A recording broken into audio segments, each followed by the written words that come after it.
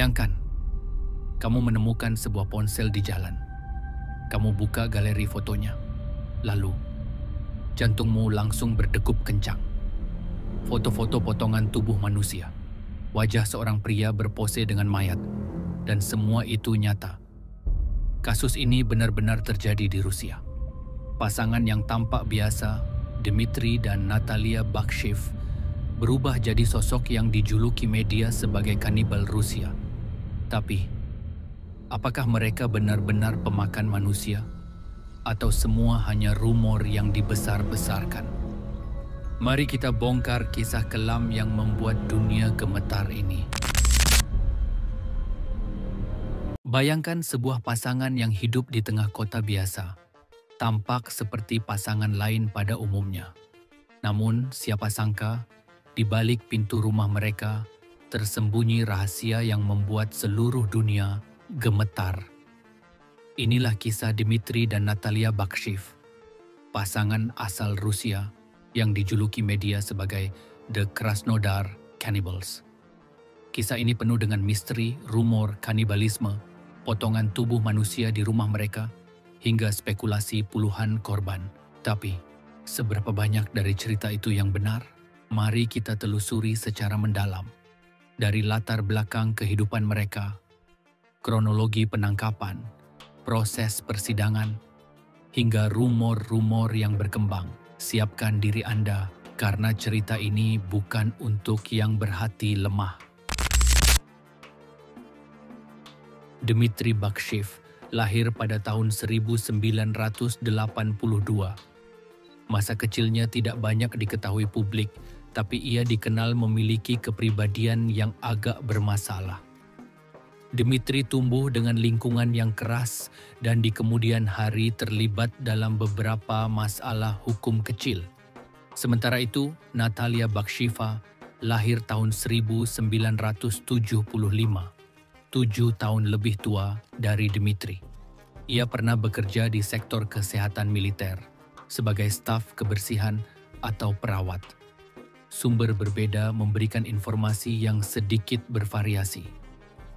Keduanya kemudian bertemu, jatuh cinta, dan memutuskan menikah. Dari luar mereka tampak seperti pasangan biasa, namun hubungan mereka digambarkan sebagai hubungan yang keras, penuh alkohol, dan seringkali disertai pertengkaran. Tetangga mereka di Krasnodar, Rusia, sempat menggambarkan rumah tangga ini sebagai bermasalah. Tapi tentu saja, tidak ada yang bisa menduga seberapa mengerikannya rahasia yang tersembunyi di balik dinding apartemen mereka. September 2017 menjadi titik balik. Semuanya bermula dari sebuah ponsel. Dmitry kehilangan ponselnya. Seorang pekerja jalan menemukan perangkat itu dan ketika membuka galeri foto, ia terkejut bukan main. Di dalamnya ada foto-foto mengerikan, potongan tubuh manusia, wajah korban yang sudah tidak bernyawa.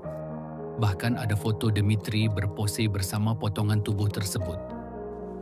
Foto-foto itu segera sampai ke pihak berwenang. Polisi langsung bergerak cepat mencari Dmitry dan Natalia. Ketika rumah mereka digeledah, hasilnya lebih mengejutkan lagi. Polisi menemukan potongan tubuh manusia disimpan dalam larutan garam. Ada bagian tubuh di dalam freezer. Bahkan ada potongan kulit manusia yang dijaga seperti trofi. Temuan ini membuat media Rusia, bahkan internasional, geger.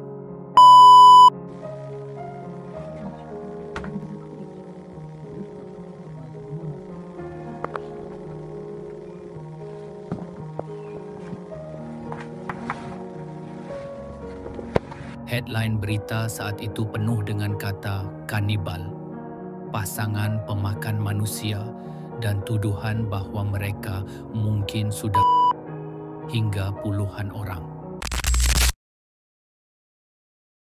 Dari semua rumor dan laporan, pengadilan hanya bisa memastikan satu korban, seorang wanita bernama Elena Fakrusheva. Menurut penyelidikan, Natalia dan Dmitry mengundang Elena ke rumah mereka. Mereka minum alkohol bersama. Di tengah situasi mabuk itu, pertengkaran terjadi. Dimitri akhirnya menyerang Elena hingga meninggal. Setelah itu, mereka memutilasi tubuh Elena. Potongan tubuhnya disimpan di rumah, sebagian dibuang di sekitar lingkungan, dan sebagian lagi, inilah yang masih diperdebatkan. Disebut-sebut mungkin telah dimakan atau digunakan sebagai makanan. Media segera memberi label mereka sebagai kanibal. Namun perlu dicatat, dalam persidangan, bukti kuat tentang kanibalisme tidak pernah benar-benar terbukti. Kasus ini cepat sekali menjadi sensasi internasional.